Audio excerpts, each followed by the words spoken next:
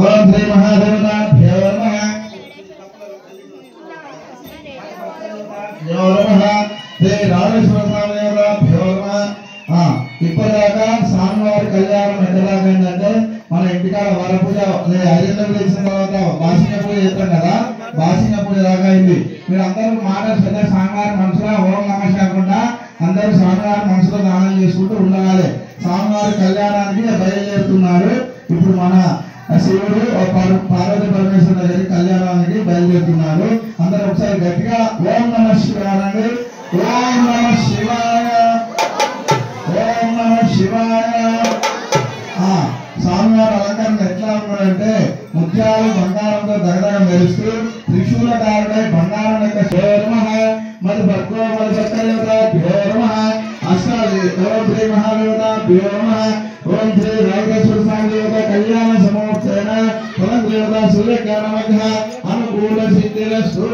శ్రీ మహాదేవతాభ్యో నమః. అధ్యాయం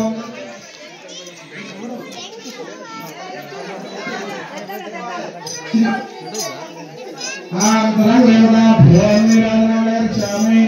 ఓం శ్రీ మహాదేవతాభ్యో నమః. ఓం శ్రీ దేవతాభ్యో నిరాజనామి.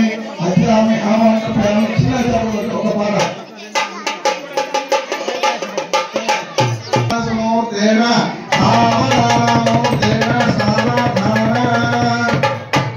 గాంధీవం గరుదితం గణపతి గౌరీశం గంగాధరం గోవర్ధనం దుర్గామంగళం శివపార్వతి కళ్యాణ సమూర్తేన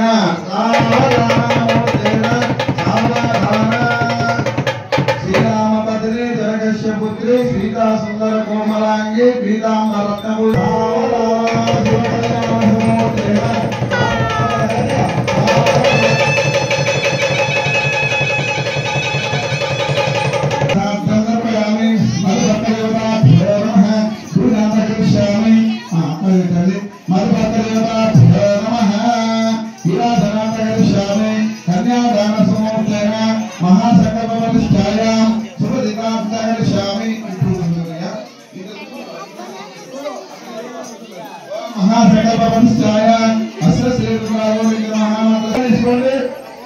అందరూ సూరాలు తీసుకోండి.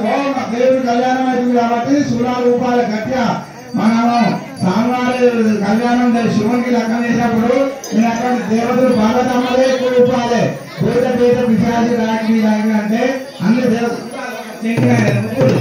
అన్ని సూరాలు అందరి రూపాయలు గట్టిగా అన్ని సప్పులు సప్పులు